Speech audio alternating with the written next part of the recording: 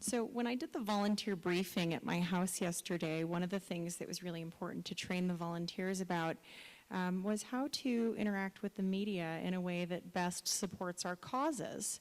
So I told them, if a journalist comes to the Telluride Mushroom Festival and puts a microphone to your mouth and says, how are you enjoying the festival, or why did you come? And it's a personal question, that they can go ahead and participate in that interview.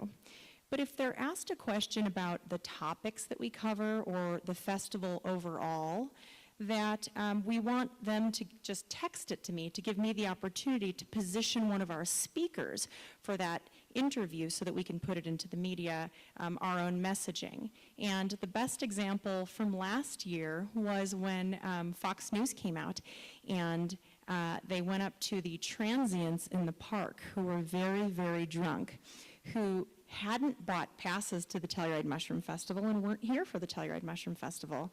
And they said, you know, tell us why you come to the Telluride Mushroom Festival. And they said, we come for the shrooms, man.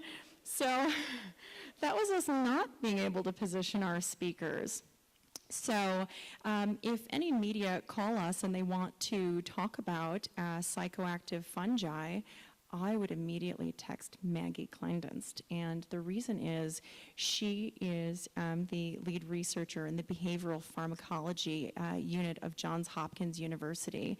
And she's doing extraordinarily important peer-reviewed research about the medicinal benefit of the psychoactive compounds in mushrooms.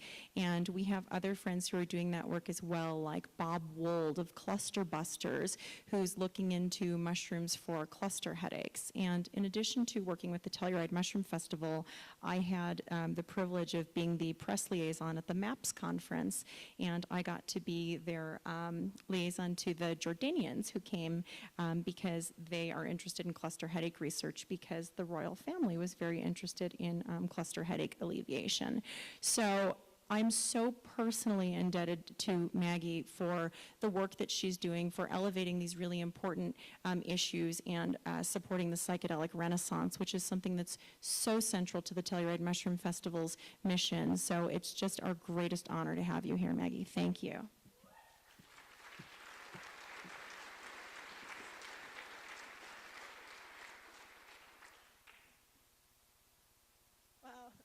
That was the most glowing introduction I could ever ask for. Just to clarify, I wouldn't call myself the lead researcher at Hopkins. There's a really large team of us there, including a lot of experimental psychologists that have been with the project for the past 15 years. So I've been with it for the past 6 years, and I handle a lot of the day-to-day operations and more of the behind-the-scenes stuff. So I'm here to present all of the projects that we have been working on since 1999. So we will begin. All right. So the first thing I want to tell you about is I want to talk about a man named Clark. And Clark enrolled in one Clark it was ready to very start upsetting earlier than I because was. All right. Let me introduce Clark first. He enrolled in one of our psilocybin cancer trials, and one of our large clinical trials that we're doing is looking at alleviating depression and anxiety in individuals diagnosed with cancer. Clark was diagnosed with cancer shortly after his daughter was born. And so you can imagine what that does to someone. You're bringing new life into the world, and then suddenly cancer rears its ugly head and is looking at you. Clark is a clinical psychologist, and he tried a lot of the more traditional Western medicine routes to dealing with depression and anxiety. He tried things like SSRIs, so an SSRI would be like Prozac, other antidepressants like Wellbutrin or Effexor, or you probably can rattle off a long list from memory as well. He tried those, and while he found that there were some small effects that helped him in the short term, it was the long term that he was looking for, and he was finding that he was unable to alleviate it over the long term with those drugs. He was familiar with LSD and psilocybin from an academic perspective and thought that it might be something that could really help him. But for him, he felt the best choice would be to do it in a supervised environment. He didn't feel comfortable doing it on his own. He came across our clinical trial, and after screening and enrolling in it, he took part in some psilocybin sessions. And rather than me tell you about what he felt and his long-term effects, I thought it would be nicer to have Clark explain it in his own words. So this isn't highly edited. This was filmed for a documentary called The Substance. So this is some clips from that. It's only about 6 minutes in length. So let me get it to where...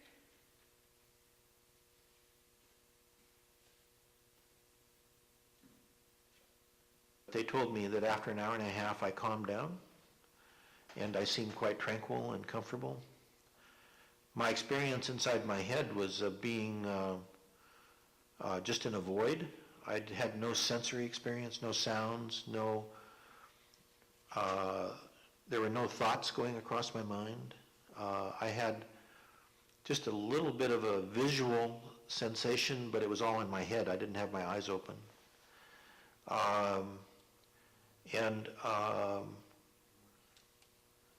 At one point I thought I might be in a cathedral, and I thought that it might be a good chance to talk with God. So I, just in my mind I said, well, if there was ever a good time, this is it. So, talk to me. And nothing happened. I did it again and nothing happened. At another point, I had a feeling that I was living on a bubble, a big bubble, and a certain part of the bubble was my space, and that's where I lived, on that bubble. Other people had their own space.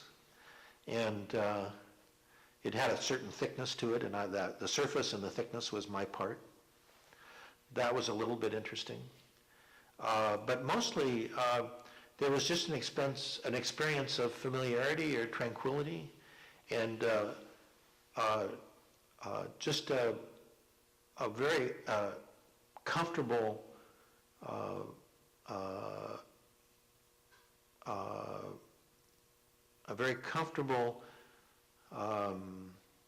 feeling, but there were no things of any kind in it. No other people, no architecture, no ideas for the most part, there was nothing left over from the everyday reality that was in that space. Just a feeling of presence, just being there and being comfortable.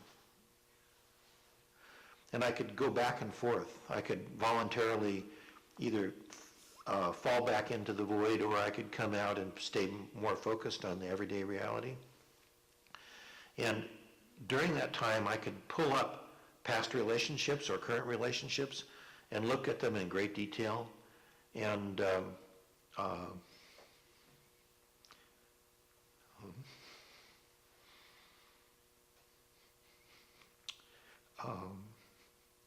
it was as if I was,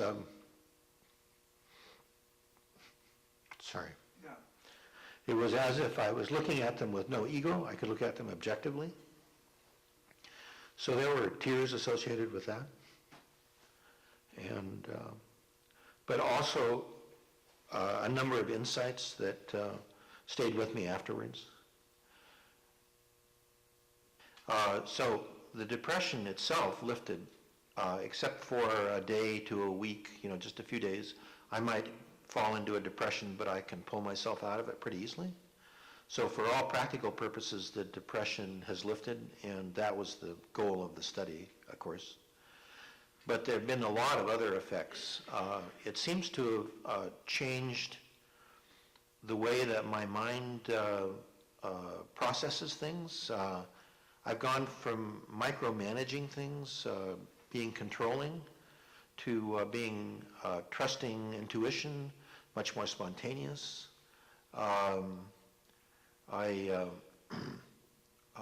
Much more sociable. I don't set a lot of goals for myself anymore, because I used to get trapped in those goals. I'd decide I have to finish them. I might spend a year or 2 years or 3 years trying to finish a goal that I'd set out for myself. Now I just kind of have values. I kind of have general directions, things that are important to me. But if I'm very flexible, if something's not working, I can switch gears. I don't get trapped by the goal. Yeah, it's almost unbelievable that after one day, and not any follow-up medications or anything, that this could happen. I have my own sort of intellectual idea about that, which I won't tell you about unless you want to hear it.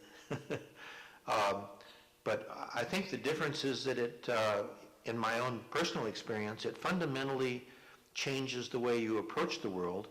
So then, as time goes by and you're interacting with the world, your interaction with the world is more productive. So you're opening out instead of narrowing down into a negative spiral, a self-preoccupation. And so I think the lasting effect is because a intuitive side to your mind is opened up, and there's a more fullness of functioning in the brain. I easily got a much wider focus, and I wasn't just focused on cancer anymore. I still focus on the cancer, but I just do what I can do instead of pushing it so hard. It got to the point where I was becoming more of an expert on my cancer than the doctors were, and I don't do that anymore.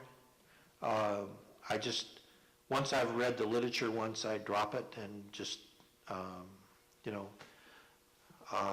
and I'm much more involved with people. I have more friends now than I have time for, and I have my boats, and I have my daughter who's moving in 2 months. Is going to be here for 2 months before she goes off to college. And so I'm just have a level of energy and enthusiasm I didn't have before. It's just dramatically changed my life from one of kind of a struggle and an intensity, a lot of work, to a real spontaneity and a real sense of freedom that I don't have to work at it. I just have to show up and be myself and let my brain do what it can do when it's fully functioning. So I would say that's the core result. And then everything else is kind of a spin-off from that.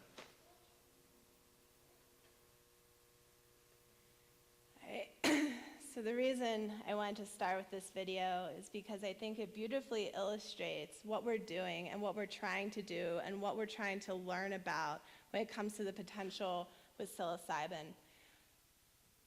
And I really love that video.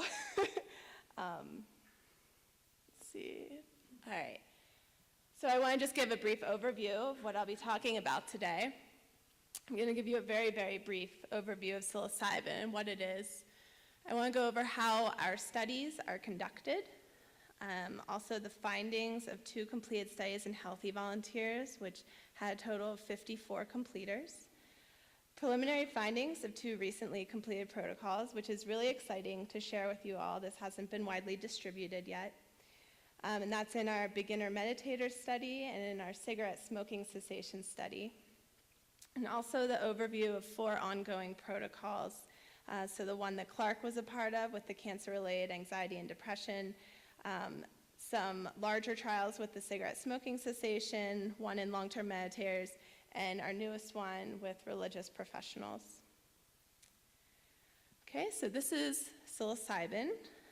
It's a naturally occurring tryptamine alkaloid, and as many of you know, it's the principal psychoactive component of a genus of mushrooms, psilocybe, also known as magic mushrooms. There are about 100 species of mushrooms that produce psilocybin or related compounds. The photo credit here goes to Paul Stamets.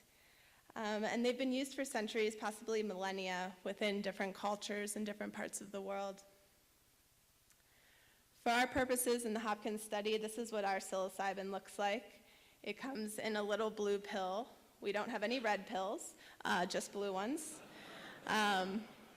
So the psilocybin is synthesized, and the reason that we use a synthesized psilocybin, now it's identical in structure, but the reason we do this is for dosing purposes, which I'll talk about in a little bit. Some traits of psilocybin: it has a low physiological toxicity, so there isn't much evidence to suggest that it is poisonous in the body. No evidence to suggest drug-seeking behavior. So in the field of behavioral pharmacology, and when you're looking at abuse liability, if people are out and seeking a drug, so a great example is cocaine, that indicates that there's more of a dependency and abuse potential for it. But there's no evidence with psilocybin to suggest any drug-seeking behavior. And it produces a range of psychological and physical effects, some of which Clark spoke about. One of the interesting effects, I think, is the simple one of a headache. We've probably all had headaches before. The charts up here, the upper left one is the percentage of participants reporting a headache. The upper right one, man, this is a weird angle. The bottom one is the severity, and then the top right one is the duration of headache. And so along the x-axis, the bottom axis, it shows the dosing. So you can see that as the dosing goes higher, so as they're receiving more of the active drug, there's a higher percentage reporting headaches. Also, higher doses of the drug, the headache is going to be lasting longer. And also the severity of the headache. The light bar portion of it is when they cite it as a mild headache, so something that maybe if you take Advil for headaches, you might take one Advil and you're fine. A moderate one impairs your ability to function a little bit more. So the dark bars are showing moderate headaches. So as dose goes up, the prevalence of moderate headaches is higher, and the lower doses are more often seen with a mild headache. So some history of the scientific research.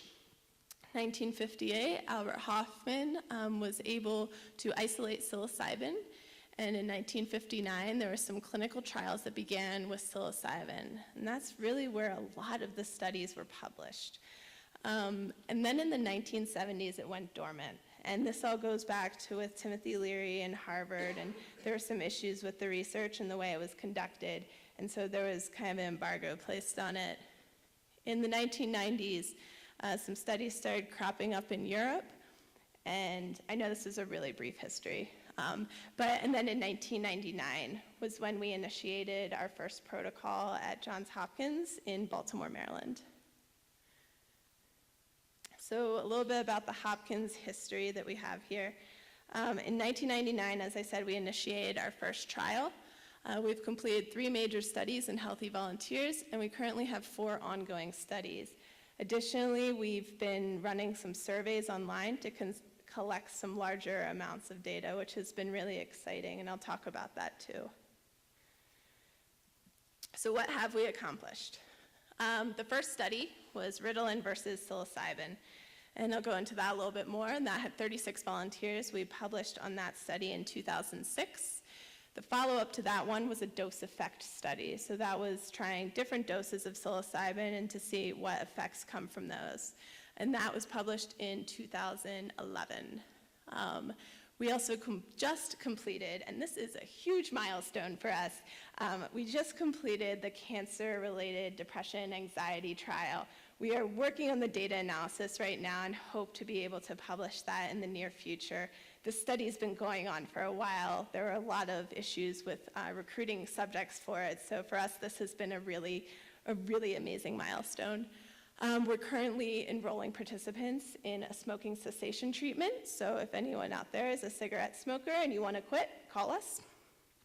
We also completed a study in 75 healthy volunteers who wanted to learn how to meditate and wanted to kind of boost the spiritual side of their lives. We also completed 2 online surveys, one on challenging experiences, also known as bad trips, and one on mystical experiences, and we're enrolling in the religious professionals protocol and the long-term meditators protocol. So I wanted to just go over a simplified research process, because if you're lucky enough not to be involved in academic research, I mean that lucky is, it's a really long process, and there are a lot of bureaucratic hurdles with it, and for a lot of good reasons. But I just wanted to go over them so everybody knows what goes into these projects, because 15 years we've done a lot, but this process kind of explains it. So the first step is getting money for the projects, and that can be really difficult to do. Lots of grants are written, some are funded, some aren't funded, and that's really in the way science is today. Science budgets are cut left and right in places, so getting a grant is a really big deal.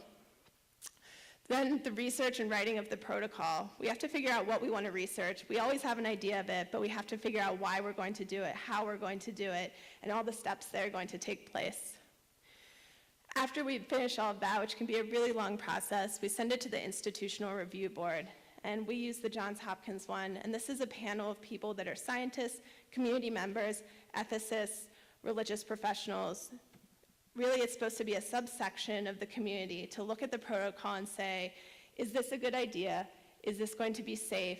Or is anybody going to get harmed during it? And they raise up really good points to make sure that all of the research is being conducted in the best way possible.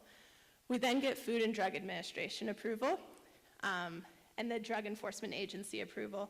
Psilocybin is a Schedule I substance. So because of that, we have to have a Schedule I license to conduct the research and have a lot of checks and balances with that. We then have to prepare the study materials, enroll the volunteers, analyze the data, and then publish the findings. So before we can even enroll one person to the study, there's a lot of work that goes into it. So this is a brief overview of how our studies are conducted. So I'll go over recruitment, the screening of our volunteers, the preparation meetings that we do, the actual psilocybin session, the integration, and the follow-up. So recruitment and screening for our projects primarily comes from the DC-Baltimore area. We primarily use flyers, and when you're telling people that you're giving magic mushrooms to people, word of mouth spreads like wildfire. So the recruitment for this generally isn't that difficult to get the word out. We do phone interviews with people. For our most recent completed study of 75 volunteers, we received over 3,000 inquiries to participate in the study. Of those, we phone screened over 1,000 of them. Of those 1,000 people, 75 completed the trial. So if you completed the trial, you are like almost 1 in a million, not really. You're 1 in 3,000. The in-person screening that we do is quite rigorous. There's a medical screening, a psychological screening. We collect baseline data, and every member of the study team meets with them. This is our session room. So just to dispel any rumors that psilocybin's given in a white-walled, hospital-like environment, we try to make it as cozy as possible. We have artwork hanging around. We have a really comfortable couch. We have really nice rugs in there. There are also, you can't see it in here, but there's a bookshelf with a lot of different art books, things to look at during a person's session or during onset. The couch is where the participant lies down. So the preparatory meetings take place in that session room.